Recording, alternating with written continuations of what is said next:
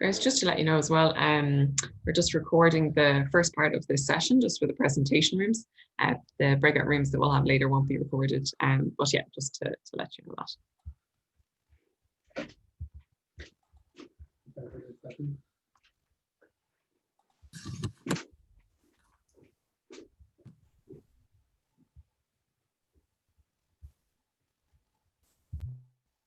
Good morning, folks. Welcome from Galway. Good morning. Welcome, whoever that was. I don't know, from the UK. And good morning, Riccardo. Welcome aboard. You're looking remarkably healthy for a man who's. I hope you're feeling okay this morning, are you? He must be on mute. He's on mute. He's on mute, yeah, and he might have heard that. Yes, Riccardo is not too well, but he's joining us all the same. So we might just give people a minute or two, Emma, it's just gone 10. But... yeah, a few Liam, more. how are the 2 days going? How's Environ going overall? Going very well. Yeah, I mean, okay, it's not the same, but I think it's as good as it can be, is what I would say. Yeah. Well done. I think DCU have done a good job. Sorry? Any idea of what numbers of students or people signed on? We had initially, now I have to talk to Sinead about the final, but I think we had somewhere around 190. That's great. Well done. Now you'll have some dropouts, but yeah, no, it kept up very well. Yeah. Excellent. Well played, yeah. Hi, Liam, and hi, everyone. Sorry, I could not switch back to the Zoom window and activate my mic. So I could hear you, but I could not unmute myself. So hopefully I get the hang of it by now. Excellent. No problem. How are you feeling, Riccardo? Are you? I'm all right, honestly. I'm all right. I mean, I'm a bit congested, but overall, it's fine. Cheers. Yeah.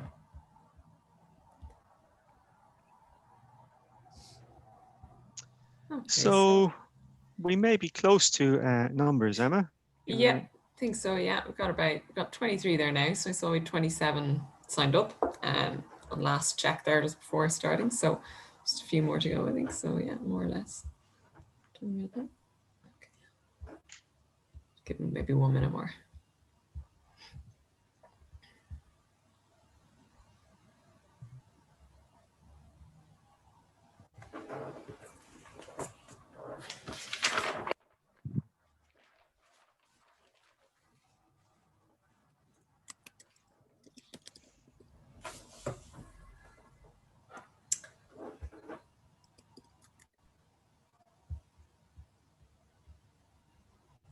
Emma or Liam, I have a question for you. Michal here. Is there anybody from what we'll call the SDG implementation group, the great gurus in Dublin, sitting in on this session? I was just looking at the participants. I'm not sure the answer to that, Michal. Yeah. It would be an instructive session for them, obviously. We may have one or two. That'd be good, yeah.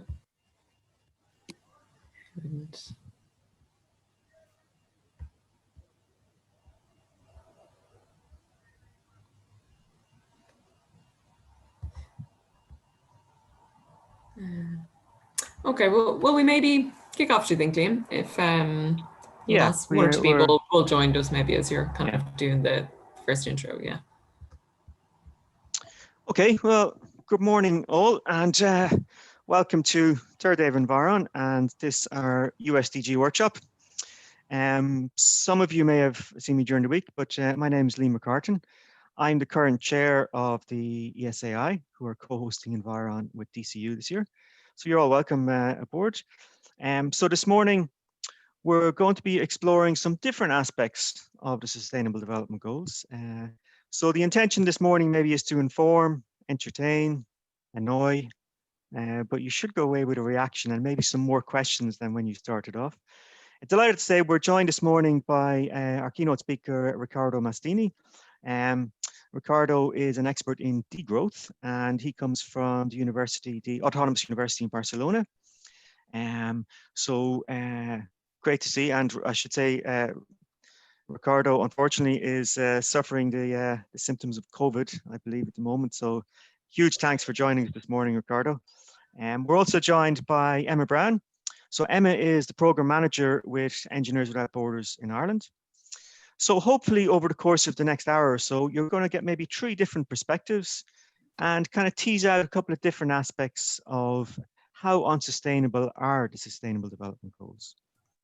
So just before I hand over to Riccardo, just by way of setting the scene, this generation is faced with unprecedented challenges. And what I mean by that is the world of 2050 is going to be very, very different to the world of 2030. We're already seeing a glimpse of how it's going to go. We're most likely going to be living closer to a 410 world, 4 degrees warming, 10 billion people. What are the challenges in a context like that? Well, you're going to have massive population shifts, massive urbanization. We already see de-development in the lower income countries, which is going to exacerbate. And then, of course, we're all joining from our virtual world because we're experiencing the first of possibly more global pandemics. So life in a post-COVID-19 world. So within that context, what we're trying to ask this morning is, are the Sustainable Development Goals actually unsustainable? And again, back to the theme of Environ, the theme of environment is climate emergency, which I think the science is well proven, has been proven for a long number of years. We're also in the midst of a biodiversity emergency. I think it's, again, that's been proven that humans and the biodiversity loss from local to global. And combine those two together, then the impacts of humanity on the earth is pretty depressing. In fact, there's a concept of ecological footprint that we'll explore today, which is if you and I were to, if everyone was to have our lifestyle, we'd need somewhere like 4 Earths to sustain the population. You think about that, you know, that's, we talk about sustainability. That to me, that's pretty shocking. And then of course, part of the theme of Environ is biodiversity, and biodiversity of all the ecosystems is really shows the interconnectedness with local to global. Changes at local level have a massive global impact. So within this context, we're dealing with a lot of global challenges. And I don't know how many of you were on the panel debate yesterday at 12 o'clock, but Tara Shine, who the Irish environmental activist, author, researcher, she made a very good point that these are so big, and the language we talk about, particularly in the scientific and engineering community, tends to switch off the public. So what we need to do, I think, and today is what we're going to talk about, is bringing the challenges down to local, and to look at these big images and big concepts at a local level. And again, just to finish off the introduction, this is probably the most overused word in the English language, sustainable development. You know, what is it? Well, I think the original kind of writers really still hold up. You know, meeting the needs of the present generation without compromising the ability of future generations to meet their own needs. That goes way back to 87. You know, or the possibility that human and other forms of life will flourish forever. Or in Rio, enough for all forever.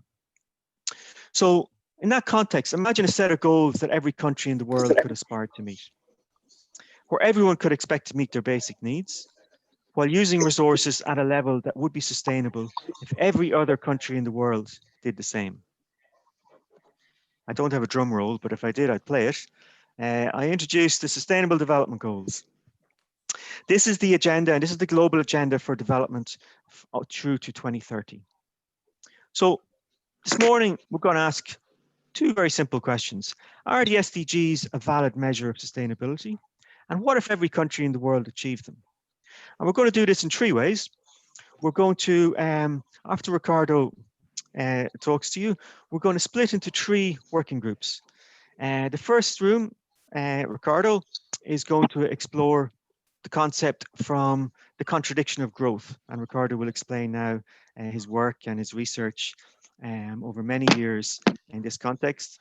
Emma is going to explore the SDGs as a template for development, and particularly looking at, you know, is it a goal if it's unattainable. And then the third room will be myself, and I'm going to focus on planetary resources, or this concept of planetary boundaries, this concept that there are limits to how much resources we can use, and there are tipping points. If we go beyond those tipping points, things will change irretrievably.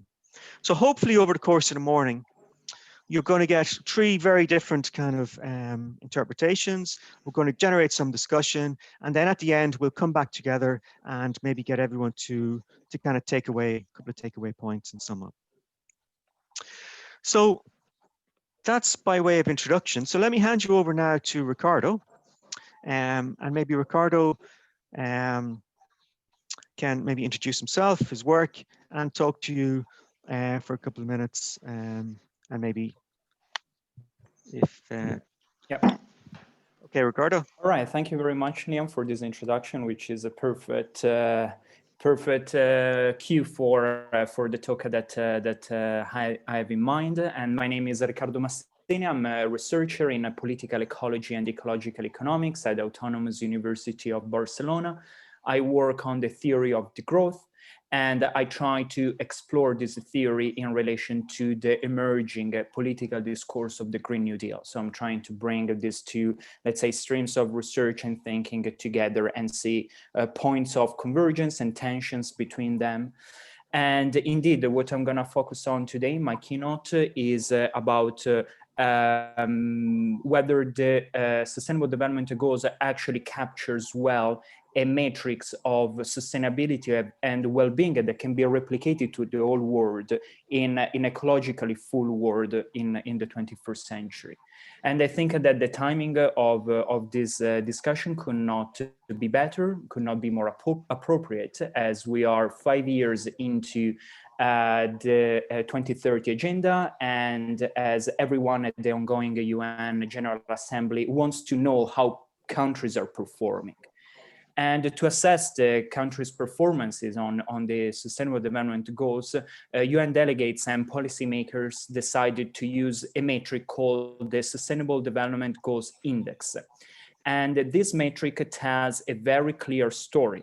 Countries like Sweden, Denmark, Finland, France, and Germany, along with most other rich Western nations, rise to the top of the rankings, giving casual observers the impressions that these countries are real leaders in achieving sustainable development. There is only one problem, in my opinion. Despite its name, the Sustainable Development Goal Index has very little to do with sustainable development at all. In fact, oddly enough, the countries with the highest scores on this index are some of the most environmentally unsustainable countries in the world. Let's take Sweden as an example. Sweden scores an impressive 84.7 on the index, topping the pack of countries. But ecologists have long pointed out that Sweden's material footprint, meaning the quantity of natural resources that the country consumes each year, is actually one of the biggest in the world, right up there with the US, at about 32 metric tons per person. And to put this in perspective, we should bear in mind that the global average is about 12 tons per person. So the average Swede consumes 32 metric tons, while the global average is 12. And the sustainable level is about 7 tons per person, according to calculation. In other words, Sweden is consuming nearly 5 times over the boundary. And there is nothing sustainable about the kind of consumption that Sweden has. In fact, if everyone on the planet were to consume as Sweden does, global resources would exceed 230 billion tons of stuff per year. And to get a sense of what this would look like, consider all the resources that we are presently extracting, producing, transporting, and consuming around the world, and then triple it. Another example worth looking at, in my opinion, is Finland, which is number 3 on the SDG index. Finland's carbon footprint is about 13 metric tons of carbon dioxide per person per year, similar to that of Saudi Arabia. And this makes it one of the most polluting countries in the world in per capita terms, and a major contributor to climate breakdown. Just for comparison, bear in mind that China's carbon footprint is about 7 tons per person and India's is less than 2. So if the whole world were to consume as much fossil fuel as Finland does, the planet would literally be uninhabitable. And this is not just a matter of few odd results. Data shows that all of the top ranked countries in the SDG index have significantly overshot their fair share of planetary boundaries in consumption-based terms, meaning not only when it comes to resource use and emissions, but also in terms of land use and chemical flows like nitrogen and phosphorus that are embedded in trade flows. So it's very important we focus on consumption-based material use rather than just in production-based, since most of production has been delocalized in the global south over the past 30 years. So the bottom line of the argument that I'm trying to make here is that it would be physically impossible for all nations to consume and pollute at the level of the SDG top performers without destroying our planet's biosphere. In other words, the SDG index is, from the perspective of ecology, absolutely incoherent. It creates the illusion that rich countries have high levels of sustainability when in fact they don't. So what's going on here? How can we explain this conundrum? Well, the fact is that the SDG index is directly linked to the Sustainable Development Goal. And in the Sustainable Development Goals, as you know, there are 17 goals, each of which include a number of targets. So they are composite indicators. The SDG index takes indicators for each one of these targets, indexes them, and then averages them together to arrive at a score for each goal. Then the 17 goals are averaged together in turn to come up with the final figure. And while all of this seems reasonable enough on the face of it, if we actually take this approach, this means including a series of analytical problems that I'll try to explain briefly. So the first problem is that there is a weighting issue. So the SDGs include 3 different kinds of indicators. Some focus on ecological impacts like deforestation and biodiversity loss. Some focus on social development like education and hunger. And some focus on infrastructure development, like transport and electricity. So we have these 3 major, let's say, typologies. And most of the SDGs contain a mix of these. But the ecological indicators in this mix are almost always swamped by the development indicators. For example, the SDG index has 4 indicators for goal 11, which refers to sustainable cities and communities. And 3 of these 4 indicators are development indicators, while only 1 of them has to do with the ecological impact. This means that if a country performs well on the development indicators, its score for that goal will look good even if it fails in terms of sustainability. This first issue is further compounded by a second problem, namely that only 4 of the 17 SDGs deal mostly or entirely with ecological sustainability. And I'm referring to goals 12 through 15. The other 13 SDGs are mostly focused on development. Once again, this means that the good performance on the development goals outweighs poor performance on the sustainability goals, so that countries like Sweden, Germany, and Finland can rise to the top of the index, even though they have highly unsustainable levels of ecological impact. The final problem I'd like to discuss is that the vast majority of the ecological indicators are territorial metrics that do not account for impacts related to international trade, as I mentioned earlier on. For instance, take the air pollution indicator in goal 11. Rich countries come out looking clean, but this is largely because they have offshored most of their polluting industries to countries in the global south since the 80s, therefore shifting the problem abroad. And the same applies to indicators such as deforestation, overfishing, and so on. The fact is that most of this damage happens in poorer countries, but it is disproportionately caused by overconsumption in richer countries, and quite often perpetrated by corporations or investors that are headquartered in the global north. As a result of all this, poorer countries get punished in the SDG index for being harmed and polluted by richer countries. So while territorial indicators are appropriate in certain cases, there are a number of indicators in the SDG index that should be reckoned as well in consumption-based terms and that are not. So in effect, the SDG index celebrates rich countries while turning a blind eye to the damage that they are causing.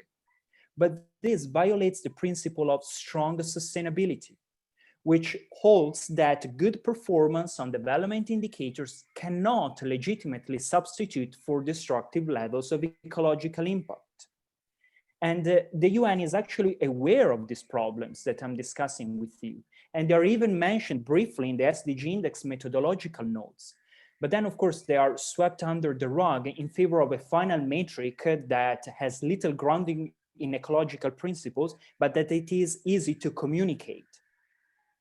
I would say that ultimately metrics of sustainable development need to be universalizable. In other words, the top performers on an index that actually measures sustainable development should represent a standard that all nations could aspire to achieve without this leading to a global ecological collapse.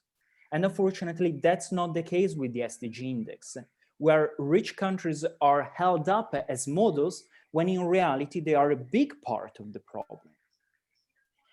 And the UN, I think, needs to redesign the index to correct these issues. And this can be done in a variety of ways. For example, by rendering the ecological indicators in consumption-based terms wherever relevant and possible to take account of international trade. And also by indexing the ecological indicators separately from the development indicators so that we can see clearly what's happening on each front. This way, we can celebrate countries like Denmark and Germany that have achieved high levels of development, while also recognizing that there are major drivers of the ecological breakdown and that they need urgently to change course with the rapid reductions in emissions and resource use to open up, to liberate ecological space for global South countries that need a certain degree of development. But until we do that, we should avoid using the SDG index as a metric of progress in sustainable development, because very simply, it's not. Given the stakes of the crisis we face, we need to tell a more honest story, in my opinion, and one that is actually accurate and that captures what is happening to the global ecology. An indicator, in my opinion, that better captures what human development should look like in an ecologically full world is the Sustainable Development Index. This index measures the ecological efficiency of human development, recognizing that development must be achieved within planetary boundaries. You can access these indicators at the URL sustainabledevelopmentindex.org. And I'm going to briefly explain you how it's structured. So the Sustainable Development Index starts with the base components of the Human Development Index, meaning life expectancy, education, and income. But then it tweaks the income index so that it incorporates a sufficiency threshold, which is below the Human Development Index's maximum value of $75,000. The reason for that is that there is no way in which a country can achieve an average income per capita of $75,000 without overshooting their fair share of ecological resources. This is the reason why the sufficiency threshold that is baked into the Sustainable Development Index is set at $20,000 per year. because research proves that there are many countries around the world that are able to achieve good levels of development with as little as $10,000 per capita per year. So we have the three basic indicators of the Human Development Index with a sufficiency threshold of income at $20,000. Then what happens is that once we have calculated these elements, the Sustainable Development Index divides them by the ecological overshoot, meaning the extent to which consumption-based CO2 emissions and material footprint exceed per capita shares of planetary boundaries. As a result of this, countries that have a high human development with low ecological impact rise to the top of this index, whereas countries with low human development and countries with high human development but high ecological impacts fall to the bottom of the index.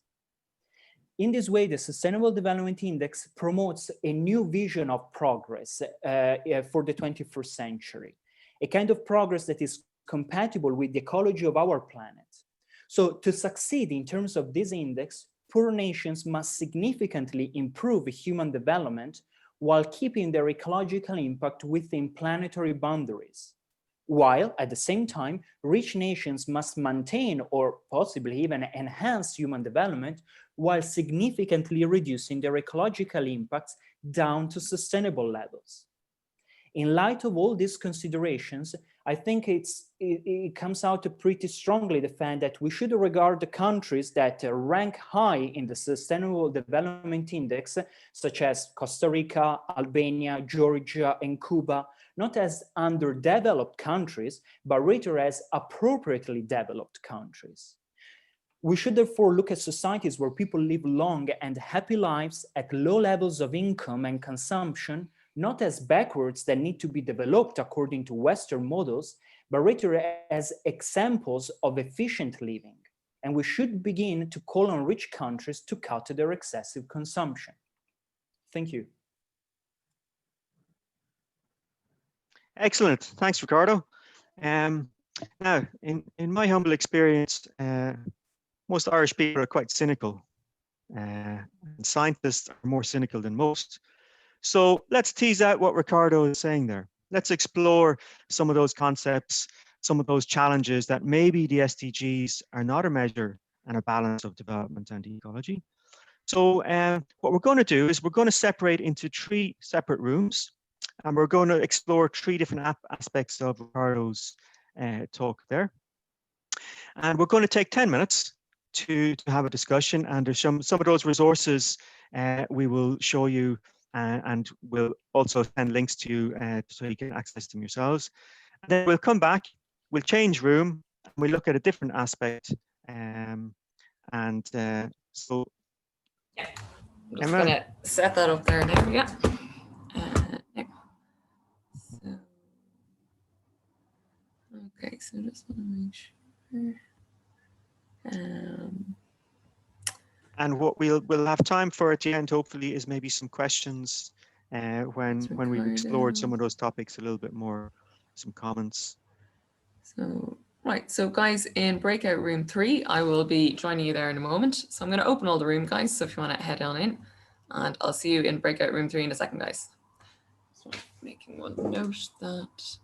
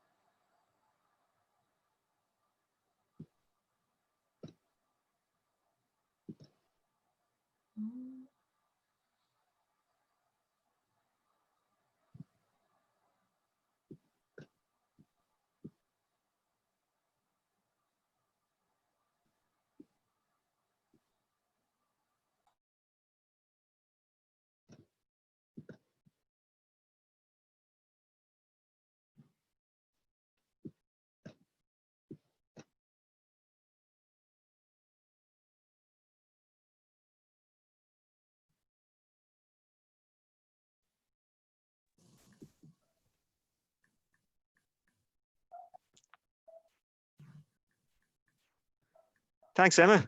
I presume everyone Thanks, got Liam. thrown out in mid-discussion there.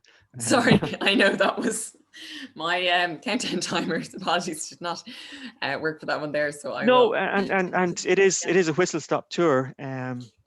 But maybe Emma, maybe we'll keep going, and then we'll have comments at the end, because we want to kind of get Okay, different to perspectives. keep the If we can open a couple of different rooms, keep the same groups going, will we? Yeah. keep the same groups going, and just keep exploring and teasing things out. Okay. Apologies, Liam. My connection is quite poor. Will we stay with the same rooms were you suggesting, Liam, or you guys just stay with your same groups as before, or I'll rotate you? Rotate, yeah. No, You like the original plan, yeah. is.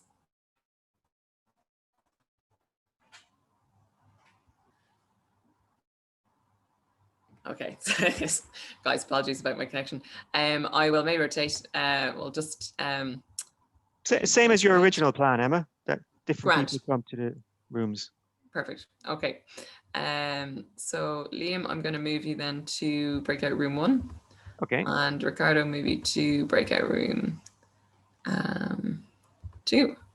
And no, sorry for you guys with 3. This will be a bit slightly, but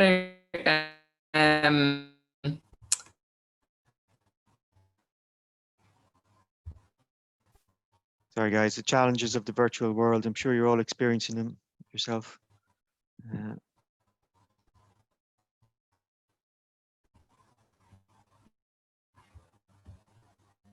okay. So I'm just going to open the rooms there now.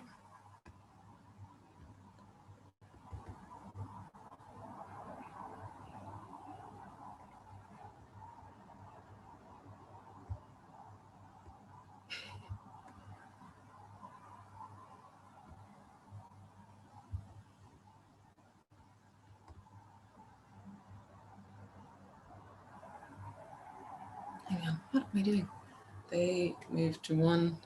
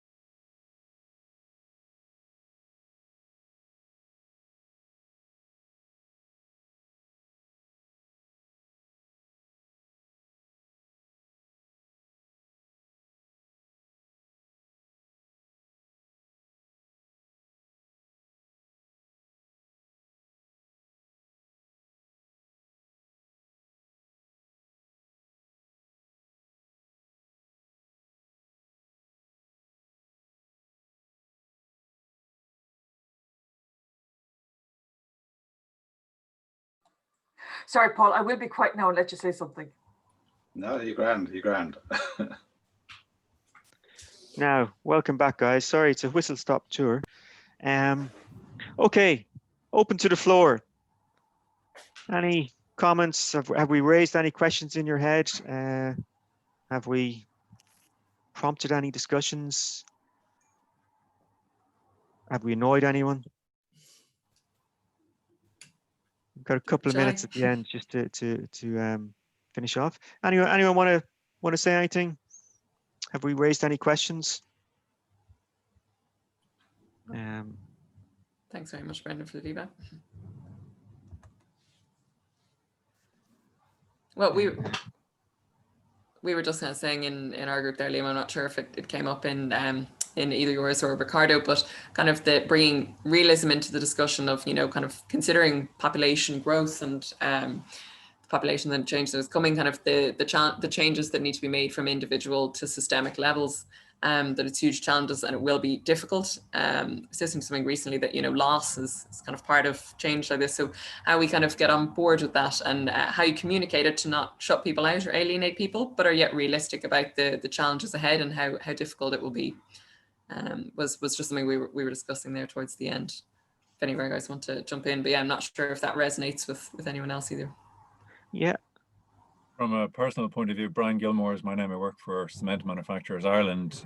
So I was interested in the session about the Sustainable Development Goals. And as we discussed in our room, I certainly think the Sustainable Development Goals still have a value, but everyone's made a very coherent argument that the index that's currently being used and put forward certainly needs to be recalibrated.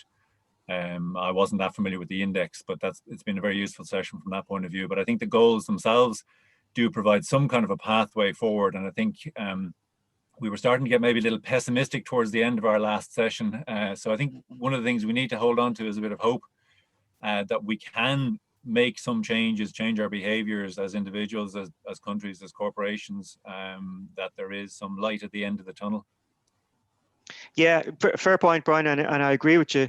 And one of the comments I kind of said in my room is the SDGs, the fact that they exist, has somehow almost stopped the argument in a lot of cases. And that's what we're trying to do today, to reopen the argument and the discussion.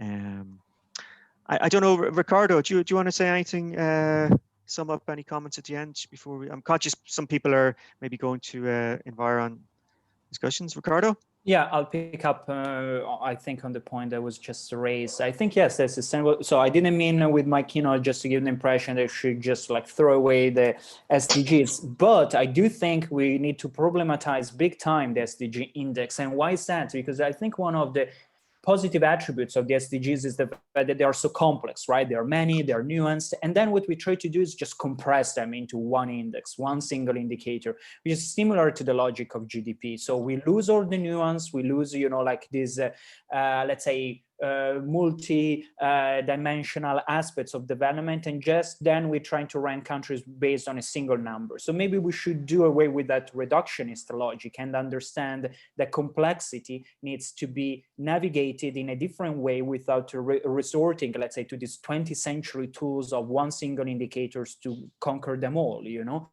So this is maybe what I would like to leave the session with. Excellent.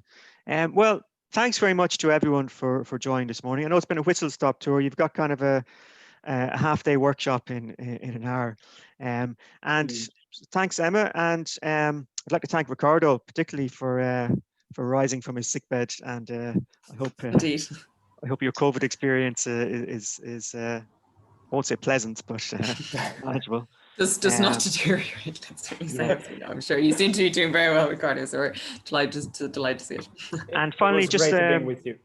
Yeah, thanks, Riccardo. I think this hopefully is the start of several more discussions and debates we can promote on this. And I'd like to thank Irish Aid for sponsoring the program. So, listen, guys, thanks very much. Good luck to everyone today who may be presenting at Environ, and hopefully we'll take up this discussion again. Sorry, I wanted to ask, would the link be shared? Yes, I was just going to mention, I will be sharing all the links of the websites that we have been looking at and discussing today in the community, in the forum on the WOVA app. So you'll be able to access them all there to explore them more in your own time. And obviously, we can keep the discussion going there if you'd like. Thanks very much, Great. everyone. Thanks, guys. Thanks, guys. Cheers. Thank you. Bye-bye. Thanks, guys. Bye.